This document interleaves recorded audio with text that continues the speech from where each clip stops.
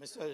Deputy Chairman, first of all, wish to express my appreciation and thanks to the Prime Minister and the Minister for Human Resource Development to have established for the first time a central university on Sanskrit.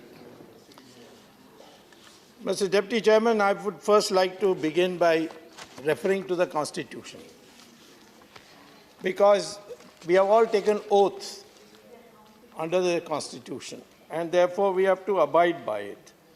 And those who are speaking against the Constitution should either resign and go from this House or accept what I am about to read from the Constitution. Article 343, Chapter 17.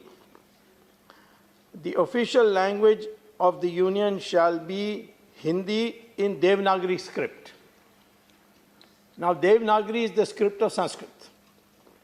Then, Article 351,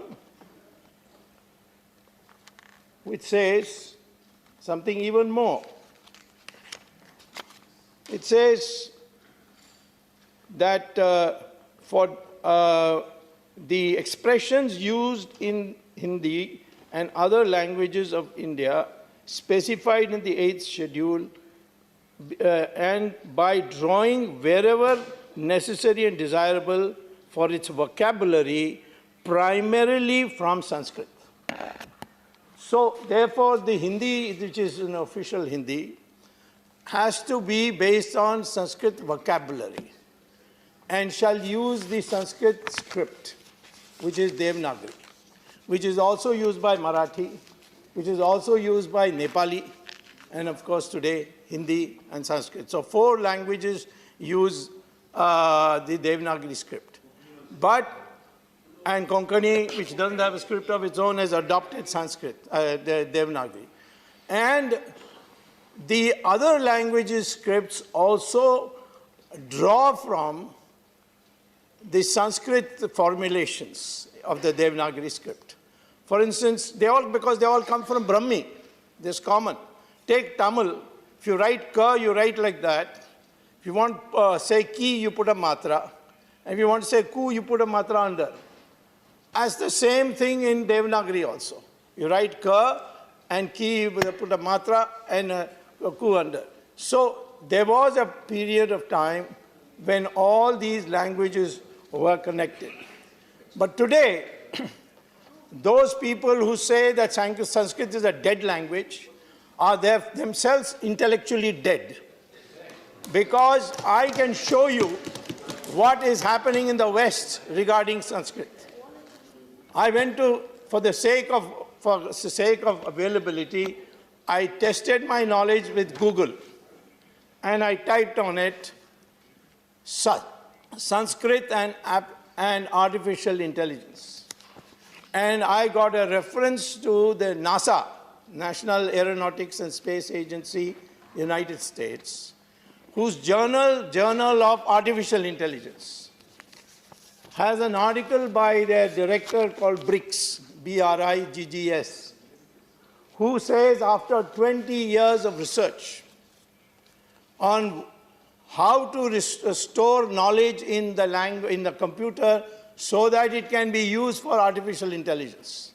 It can be used in a computer-controlled robot. And this is what he concludes.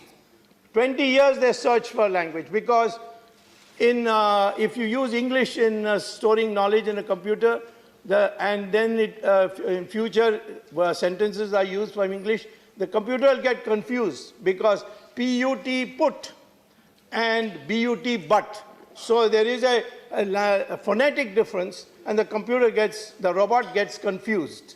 So therefore, he says that there is at least one language. This is from Google after typing Sanskrit and artificial intelligence. Anybody can do it. If you type that, you will get an article of Briggs, and it says there is at least one language, Sanskrit, which for the duration of almost 1,000 years was a living spoken language with considerable literature of its own. Beside works of literary value, There's a long philosophical and grammatical tradition that has continued to exist with undiminished vigor until present century.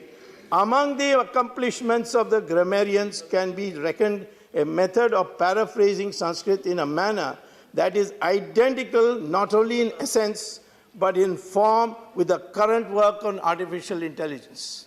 So now NASA has made teaching of Sanskrit compulsory if you want to study artificial intelligence. Now, I also came to know that there is a school very famous school in London by name St. James School. It's a pure white school in the sense only people who are from the English Anglo-Saxon community are members of, students there.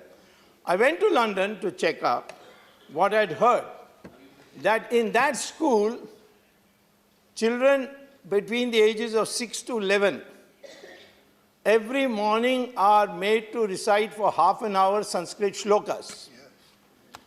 And I saw it myself. Then I checked with Google. Do they have that? Google also has, if you type Sanskrit and St. James School, London, you will get the entire thing, including a video of children reciting Sanskrit words. Why? Why are they teaching it? Because the principal says that my research shows that if between the ages of 6 to 11, children recite Sanskrit shlokas of a particular kind, their brain development is superior to anybody else's. That is why I have made it compulsory. And this is something that congressmen should learn. Please learn some Sanskrit shlokas.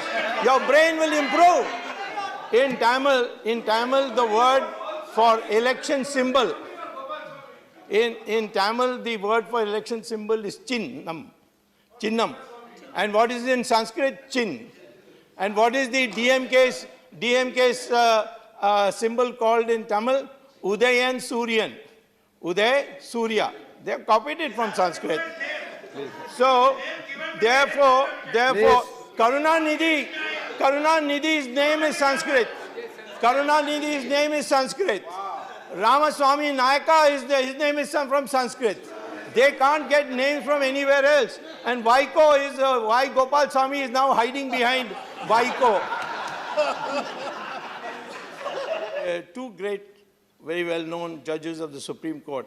One was Justice A.K. Ganguly, and the other was Markandeya Katu. They have a judgment in 2004, which is reported judgment, where they have devoted several pages to say that it is a great misfortune for this country that the logic used in courts is based on English law. And then they quoted from Mimamsa, how you can get different meanings from the same thing because of the knowledge of Sanskrit.